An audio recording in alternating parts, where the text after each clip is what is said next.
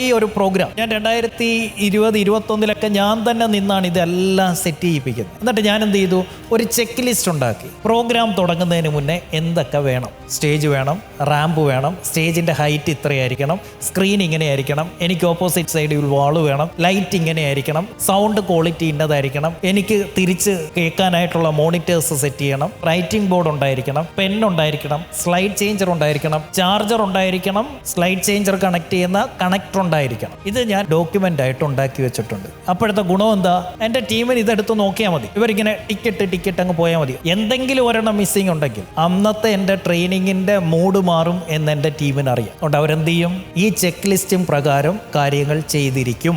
Repeated ആയിട്ട് എന്തെല്ലാം കാര്യങ്ങൾ ചെയ്യേണ്ടി വരുന്നോ ഇതെല്ലാം ഡോക്യുമെന്റ് ചെയ്തിരിക്കണം. നമുക്ക് വേണ്ടിയല്ല, നമ്മുടെ ടീമിന് വേണ്ടിയിട്ടാണ് നമ്മൾ ഡോക്യുമെന്റ് ചെയ്യുന്നത്. നമ്മളില്ലെങ്കിലും അവർക്ക് ഇത് നോക്കി മനസ്സിലാകും.